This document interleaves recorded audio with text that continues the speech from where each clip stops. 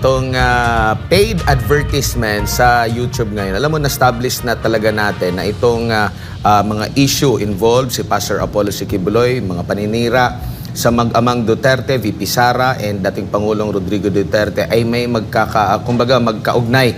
Ito sila doon sa YouTube ads sa attorney na batay sa mga netizen din na nakausap natin. Lumalabas doon sa mga tinatawag na DDS vlogger. At mismo dito sa ating channel mismo sa YouTube, may lumalabas. Ang dalawang video, yung isa paninira kay VP Sara Duterte na sinungaling daw, liar, at itong sinasabing paninira both ni dating Pangulong Rodrigo Duterte at ni Pastor Apollo Siquibuloy. Biruin mo, gumastos ng isang propaganda para manira lamang. Dapat magpapagkatiwalaan ito, attorney, ng ating mga netizen, ng mga kababayan natin. Alam mo, yan ang maganda sa ating sistema. Kapag merong malayang pananalita, lahat yan po pwedeng makapasok sa malayang merkado ng ideya.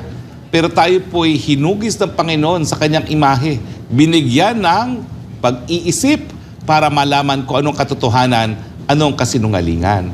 So magbayad pa kayo na magbayad dyan ng kasinungalingan, hindi naman po yan tinatanggap ng bayan. Bakit magsisinungaling ang Inday Sara Duterte? Siya naman talaga ay 32 million ng kanyang mandato galing sa taong bayan. Bakit magsisinungaling si Inday Sara Duterte? Samantalang wala man siya masyadong PR dyan, walang mga gimmick, wala siyang PR manager, kinikilala siya sa halos 2 taon na mula siya nanungkulang bilang Defense Secretary na pinaka-epektibong miyembro ng gabinete at siya pa rin ang pinakamataas ang approval at trust rating sa lahat ng mga nanunungkulan sa gobyerno.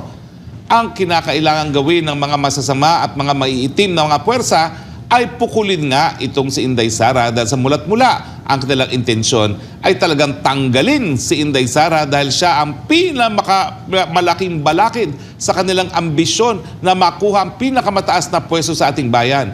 Pero habang sinisiraan nila si Inday Sara na napakaaga pa, lalong nagkakaroon ng disgusto ang taong bayan sa kanila.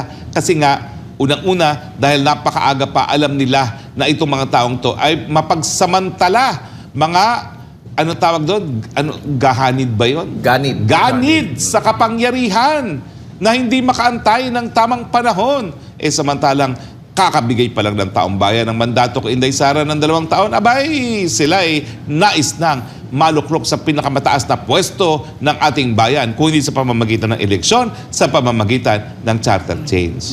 Ang aking teorya, habang binabato nila ng putik ang mga Duterte, pati si Pastor Kibuloy, lalo namang lumalakas ang pagtiwala ng taong bayan dahil alam ng mga Pilipino, pag pinupukol, merong dahilan. At kung lahat naman po yan ay talagang katotohanan, bakit hindi yan lumabas noong panahon ng eleksyon? Kung saan talaga naman dyan linalabas ang lahat ng putik. Bakit ngayon pa lamang? Yan ang sagutin. So gumasos kayo ng gumasos dyan, pinayayaman nyo lang ang YouTube, pinayayaman nyo lang ang Facebook, pero ang taong bayan, naku po, alam nyo naman ang Pilipino, napakadami ng pinagdaanan kasama ang 20 anyos ng martial law ng Marcos Sr., hindi nyo na po mabobola, hindi nyo na po malilinlang at maloloko. Naalala ko tuloy, attorney, nung panahon ni dating Pangulong Rodrigo Duterte, lumabas din yung videos na mga paninira, yung alias Bicoy. At nito lamang, nakalipas na presidential election, abay, kumalat din yung paid advertisement dyan po sa YouTube na parang against naman yun sa SMNI. Gusto nilang discredit itong mga SMNI dahil during that time talagang namamayagpag tayo sa social media bago tinanggal nila yung YouTube channel ng yung unang YouTube channel ng SMNI with million subscribers.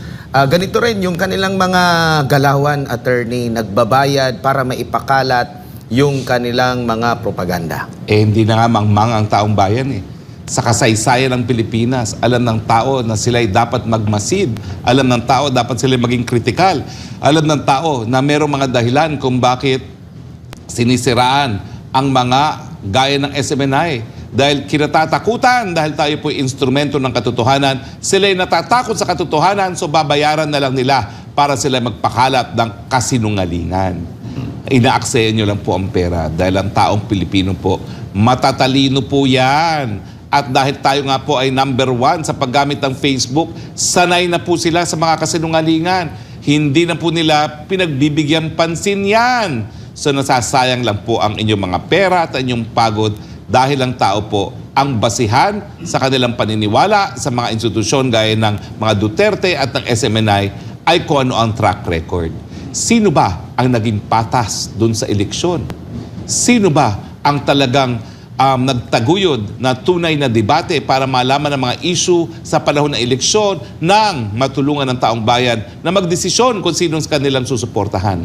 Sino ba ang mga nagtanong ng mga mahihirap na mga katanungan sa mga kandidato para masuri natin ang kanilang mga kakayahan nung sila ay kumukuha ng mandato ng taong bayan? Hindi po naging showbiz lamang ang SMNI.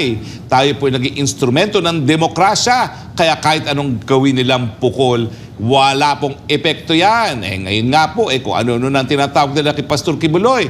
Pero alam ng taong bayan, ang tao na nagpapakalat ng mabuting balita na buhay na walang hanggan, hindi po pwedeng maging malademonyo na kanyang sinasabi dahil kung hindi po, ang Diyos na ang gagawa ng paraan. At dahil sa mga nakikita nga po natin nga ngayon na sa kagustuhan ng ilan na talagang sirain si Pastor Kibuloy, sila pa ngayon na nagbibigay proteksyon kay Pastor Kibuloy, lalong-lalo na doon sa banta na siya ay magiging biktima ng rendition, ipadadala sa ibang bansa, ito torture o di naman kaya tuluyan ng papatayin dahil siya ay nagbibigay boses sa katotohanan. Yan nga po ay naonsyamin ng tuluyan dahil sa kagagawan din ng nais na makitang makulong dito sa Pilipinas si Pastor Kibuloy. Hindi nyo ba nakikita? God works in mysterious ways. Hindi niya tayo pababayaan. Yan po ang sabi niya. At dahil tayo po ay gumagamit ng pinakamalakas na sandata, ang tawag ay panalangin. Kayo mga puwerso ng kadiliman, hindi po kayo magwawagi at kami po'y patuloy na ikakalat ang liwanag sa ating lipunan. Ang tanong dito, saan ba nanggagaling ang pondo na ito para lang manira sa mga Duterte at kay Pastor? Lamo na yan! Ko talaga. Oo. Tsaka, hay nako, lamo na yan. Hay nako na lang talaga. Hay nako at lamon talaga yan. Okay? Samantala, attorney, kinawestiyon naman ng legal team ni Pastor Apollo C. Kibuloy ang kapangyarihan ng Kamara na mag-issue ng contempt order laban sa butihing pastor. Alamin kung bakit sa report ni MJ Mondihar. There is a motion to approve House Bill number 9710 on second reading. All those in favor, please say aye. Aye. All those against, say nay. The ayes have it. House Bill number 9710 is hereby approved on second reading. Yan na eksena sa plenaryo nitong nakaraang linggo nang aprobahan sa second reading ang panukalang batas para tanggalan ng prangkisa ang SMNI. Kung pagbabatayan ng legislative process, natapos na ang lahat ng committee activities sa mga issue na pinagpipilitan nilang ginawa ng network. Ngunit sa kabila nito ay pinadadalo pa rin sa investigasyon ng Franchise Committee si Pastor Apollo C. Kibuloy. Ito'y kahit malinaw ang paliwanag ng legal team ng SMNI na walang kinalaman si Pastor Apollo sa day-to-day operations ng network sa habang panahon. At ang posisyon na honorary chairman ay bilang paggalang lamang sa butihing pastor bilang nagtatag ng himpilan. Kaya ngayon may banta pa rin ng contempt laban sa butihing pastor ay kinesyon ng abogado nitong si Ferdinand Topacio ang kapangyarihan ng Kamara na gawin ito. Lalo na tapos na ang usapin sa SMNI franchise sa committee level. Ang kaparehas sa komite na nagpapatawag kay Pastor Apollo. Pagka ganun po, we were overtaken by events. Sapagkat, ayon po sa mga kaso ng Korte Suprema, lalong-lalo na nga itong Balag versus Senate, kapag ang komite ay nag-adjourn na or ang buong kongreso ay nag-adjourn na, ibig sabihin nawawala na rin po yung kapangyarihan ng komite o noong kongreso mismo na mag-issue ng contempt order. Nito nakaraang linggo nang makiusap si Atty. Topacio sa Franchise Committee na iantala muna ang pagpapalabas ng contempt order para kausapin si Pastor Apollo. Pero ani Topacio, nangyari na ang nangyari at nasa House plenary na ang usapin. Hindi ko alam na that day itself ay mag-a-adjourn na yung komite. At nagulat na rin ako na kapag noong pagka-adjourn ay mayroon ng committee report. Kung ipipilit raw na ipakontempt si Pastor Apollo, gate ni Attorney Topacio na halatang halata na panggigipit na ang ginagawa ng Kamara. Paliwanag naman ng ilang kongresista, pending pa ang House Resolution laban sa umunoy fake news at red tagging na pinupukol sa SMNI. Kaya pinahaharapan nila sa investigasyon ang butihing pastor. Ngunit, ang mga miyembro na rin mismo ng Franchise Committee ay nagsabi na mga tanong hinggil sa change of ownership ng network ang gusto nilang ipasagot kay Pastor Apollo. Mga issue na sakop na sa panukalang batas na ipinasa nila sa plenaryo at naunang ipaniliwanag ng maayos ng SMNI legal team. Sa ngayon, nabigyan na ng kopya ng position paper ng SMNI ang higit 60 miyembro ng Franchises Committee.